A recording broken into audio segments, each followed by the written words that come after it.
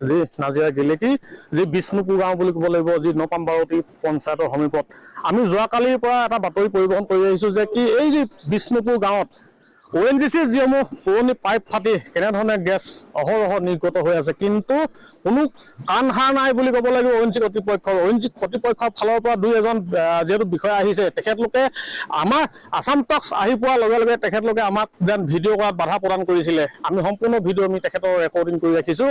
মোৰ সহযোগ অকণমান আগুৱাই আহিবলৈ কৈছোঁ যে দেখা পাইছে যে এই যে দেখা পাইছে এখন ব্ৰইলাৰ ফাৰ্ম আছিলে, এই ফাৰ্মখনৰ ভিতৰত যিহেতু এটা বুৰ বুৰণি বুলি ক'ব লাগিব, বুৰ বুৰণি দেখিলে আপোনালোকে অনুমান কৰিব পাৰিব যে ইয়াত কেনেধৰণে ইয়াত গেছ নিৰ্গত হৈছে বুলি ক'ব লাগিব। ONGC কৰ্তৃপক্ষৰ যেন কোনো ভক্ষেপ নাই বুলি ক'ব লাগিব। দেখা পাইছে মই অকণমান যদি ওচৰৰ পৰা যদি দেখাবলৈ চেষ্টা কৰে যে দেখা পাইছে এনেধৰণে এই যি বিষ্ণুপুৰ গাঁৱত যি নপামবাৰতী পঞ্চায়তৰ সমীপৰ যি বিষ্ণুপুৰ গাঁও, সেই বিষ্ণুপুৰ গাঁৱত এনেধৰণেই যে গেছ নিৰ্গত হৈ আছে, কিন্তু ONGC কৰ্তৃপক্ষ আজিও নিমাত কিয়। মই প্ৰথমতে সম্পূৰ্ণ ব্ৰইলাৰ ফাৰ্মখন দেখাবলৈ কৈছোঁ। দেখা পাইছে এইখনে আচলতে প্ৰকৃততে এখন ব্ৰইলাৰ ফাৰ্ম আছিল। বৰ্তমান ব্ৰইলাৰ নাই যদিও, কিন্তু এই ফাৰ্মখনৰ ভিতৰত যে এনেধৰণে এই যি ONGC যি পুৰণি পাইপ ফাটি বৰ্তমান সময়ত যেন তেল আৰু গেছৰ যি নিৰ্গত হৈ আছে বুলি ক'ব লাগিব। কিন্তু যিহেতু আমি যোৱাকালিৰ পৰা বাতৰি পৰিবহন কৰি আহিছোঁ, কিন্তু বৰ্তমানলৈকে কোনো ভূক্ষেপ নাই বুলি ক'ব লাগিব এই ONGC কৰ্তৃপক্ষৰ। দেখা পাইছে মই অধিক পুনৰ দেখাবলৈ কৈছোঁ, দেখা পাইছে এনেধৰণে যদি বুৰবুৰণি যদি এনেধৰণে ওলাই থাকে, যিকোনো সময়ত অনাকাংক্ষিত যিটো ঘটনা সংঘটিত হ'ব পাৰে। হয়তো বাঘজাল কাণ্ডৰো এনেধৰণৰ সংঘটিত হোৱাৰ যেন আশংকা আহি পৰিছে বুলি ক'ব লাগিব সমগ্ৰ গেলেকী অঞ্চলবাসী ৰাইজৰ। এই যি বিষ্ণুপুৰ গাঁৱৰ ৰাইজৰ মাজত মোৰ লগত আছে স্থানীয় লোক আছে। দাদা মই আপোনাৰ ওচৰলৈ আহিছোঁ। এই যি ঘটনাটো আমি যিহেতু জানিব পাৰিছোঁ প্ৰায় 7 দিন উকলি গ'ল, কিন্তু আজিলৈকে কোনো ONGC কৰ্তৃপক্ষ আহি আপোনালোকৰ ইয়াত এটা মেৰামতি কৰি দিয়া নাই।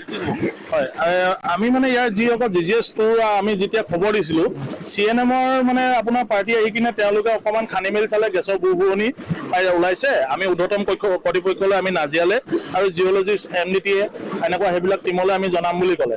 কিন্তু আজি পৰ্যন্ত মানে কি কালি আপোনাৰ সেই IM জনে আকৌ আহিছে, কিন্তু আজি পৰ্যন্ত এতিয়ালৈকে কোনো তেওঁলোকে ইয়াত ব্যৱস্থা লোৱা নাই। কালি ফায়াৰ ব্ৰিগেড এখন আহিলে তেওঁলোকে কিবা অকণমান টেষ্ট কৰিলে, টেষ্ট কৰি মেলি তেওঁলোকে প্ৰায় ৰাতি 10 বজাত গুচি গ'ল। স্থানীয় প্ৰশাসন আৰু চিকিউৰিটি বান যিটো ONGC থাকে তেওঁলোক ৰাতিটো আহি আছে, তেওঁলোকক ধন্যবাদ দিছোঁ। কিন্তু আপোনাৰ ONGC ঊৰ্ধ্বতম কৰ্তৃপক্ষৰ ফালৰ পৰা যিখিনি ইয়াত কৰিবলগীয়া কাম, যিখিনি ছেফটি প্ৰিকশ্যন, সেইখিনি কিন্তু এতিয়ালৈকে লোৱা নাই। যদি কেনেবাকৈ যদি জুই যদি এটা ফিৰিঙতি যদি ইয়াত পৰিবলৈ যথেষ্ট ভয়ংকৰ পৰিস্থিতিৰ সৃষ্টি হ'ব। তাকে আমি মইতো কালি ৰাতি আমি প্ৰায় 3 মান বজালৈকে সাৰ পাই আছোঁ, আৰু এইবিলাক মানে চাই থাকিবলগীয়া আছে যাতে কোনোবা দুষ্ট চক্ৰান্ত মানুহে আহিও যদি এইটো কৰি নিদিয়ে, কোনোবাই যাতে অনাকাংক্ষিত আমাৰ বাঘজানৰ নিচিনা পৰিৱেশ এটা নহয়, তাৰ কাৰণে আমি সদায় সতৰ্ক হৈ আছোঁ। এতিয়া যিহেতু আসাম টক্স আহি পোৱাৰ লগে লগে যিজন ONGC কিশোৰ কুমাৰ নামৰ এজন ব্যক্তি আহিছিলে, অফিচাৰ আহিছিলে, তেখেতে আমাক ভিডিঅ' সংগ্ৰহত বাধা প্ৰদান কৰিছিল। আপুনি সম্পূৰ্ণ দেখা পাইছিল? দেখা পাইছোঁ। সেইটোত আমাৰ দুখ লাগিছে এটা কাৰণে। আজি চাওক, তেখেতে আহি আপোনালোকেতো নিউজ কৰিব আহিছে, আপোনালোকে ঘটনাটো হোৱাৰ কাৰণে খবৰ পাই আহিছে যে আমি জনসাধাৰণৰ এটা হেৰি কৰোঁ, কিন্তু তেখেতে যিটো ব্যৱহাৰ কৰিছে সেইটোত আমি প্ৰথমে খুব দুখ পাইছোঁ। কাৰণ কেলৈ তেনেকুৱা ধৰণৰ তেওঁ কৰিব নালাগে। তেওঁ ল'ব লাগে ইয়াৰ যিখিনি ব্যৱস্থা, ইয়াৰ ছেফটিখিনি ল'ব লাগে, যে ৰাইজে কি পাইছে, ৰাতিপুৱাৰ পৰা কি কৰিছে, ইয়াত জুই ধৰিছে নাই ধৰা, সেইবিলাক খবৰ লোৱা নাই। তেওঁ আহিলে চিধা আহি কিনে ইয়াত চাই পিনে আপোনালোকৰ লগত তৰ্কলিপ্ত হ'ল, আকৌ কথা নাপাতিলে গুচি গ'লগৈ। আমি এতিয়া কি বুজিম তাৰ পৰা?